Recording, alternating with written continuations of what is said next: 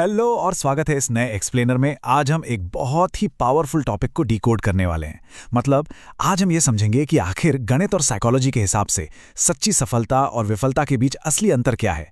वो कौन सी मानसिकता है, वो कौन सा माइंडसेट है जो कुछ गिने चुने लोगों को एकदम टॉप पर ले जाता है।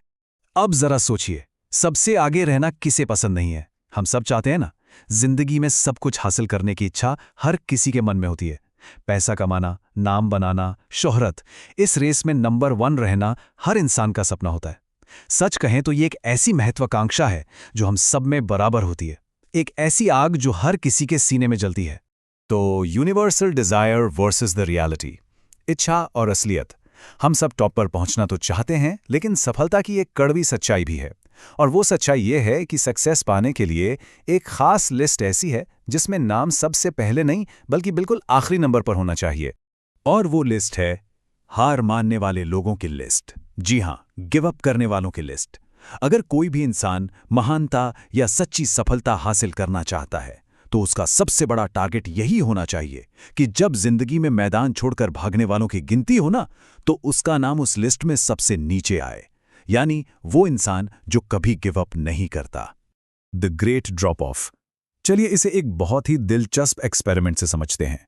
मान लीजिए 100 लोगों को एक चैलेंज दिया जाता है कि उन्हें अपने सबसे बड़े लक्ष्यों को पूरा करने के लिए कल सुबह 4 बजे उठना है।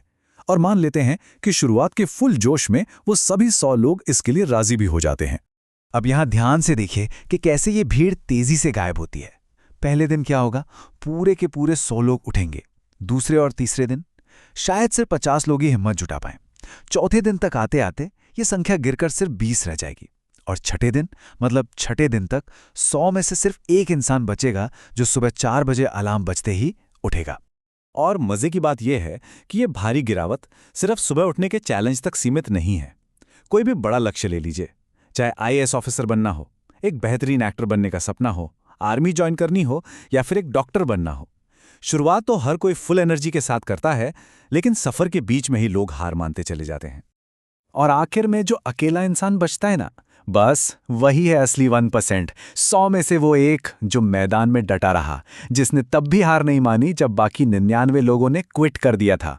यही वो इंसान है जो हार मानने वालों की लिस्ट में हमेशा सबसे आखिर में आता है। और इसी वजह से वो दुनिया के टॉप 1% लोगों में अपनी जगह बना लेता है।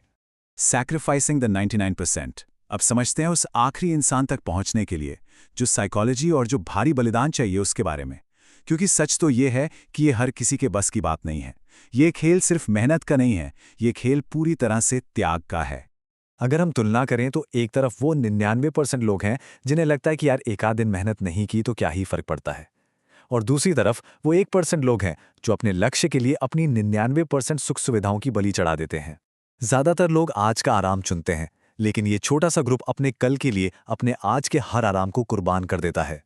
ये बिल्कुल साफ दिखाता है कि वो 1% लोग वो सब कैसे हासिल कर लेते हैं जो बाकी नहीं कर पाते।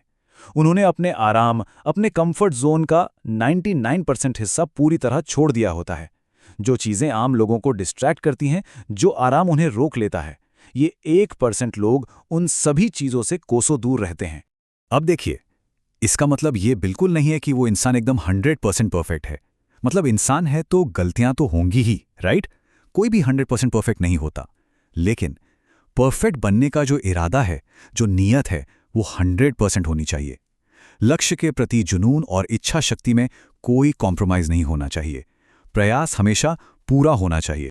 The river stone analogy. इस लगातार चलने वाले प्रयास को और गहराई से समझने के लिए चलिए नदी के एक पत्थर के उदाहरण पर बात करते हैं। ये एक बहुत ही खूबसूरत विजुअल है जो बताता है कि कैसे लगातार की गई मेहनत एक इंसान को अंदर तक तराश देती है। जो पत्थर नदी में गिरता है वो 1 महीने में चिकना नहीं होता, उसे कई साल लगते हैं। इस बात की गहराई को महसूस कीजिए। सफलता का रास्ता भी बिल्कुल इसी नदी के पत्थर की तरह है।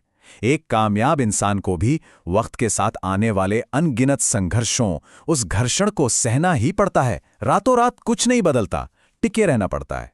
तो असल में ये सफलता पाई कैसे जाए? इसके 3 बहुत ही क्लियर स्टेप्स हैं। स्टेप 1, हार मानने वालों की लिस्ट में एकदम बॉटम पर चले जाइए। स्टेप 2, अपने लक्ष्य के लिए ना एकदम जिद्दी बन जाइए। जो ठान लिया सो ठान लिया। और स्टेप 3, पूरी तरह से समर्पित हो जाइए, फिर चाहे तुरंत रिजल्ट मिले या ना मिले, बस उस पत्थर की तरह नदी की धारा में डटे रहिए। The final 1%। अब हम इस चर्चा के बिल्कुल आखिरी हिस्से पर आ गए हैं। जब कोई इंसान इतनी भयंकर जिद और इतने समर्पण के साथ काम करता है ना, तो वो सिर्फ 1% नहीं, बल्कि उस 1% का भी 1% बन जाता है। लाखों करोड़ों में एक।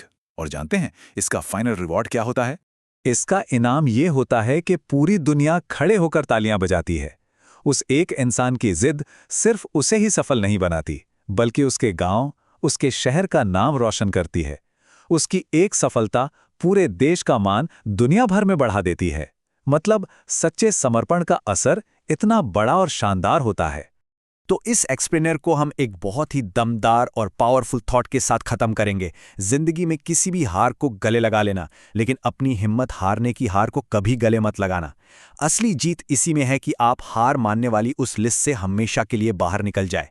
अब सवाल यह है, क्या वो जिद हमारे अंदर मौजूद है जो हमें उस टॉप 1% में ले जाएगी? सोचिएगा जरूर।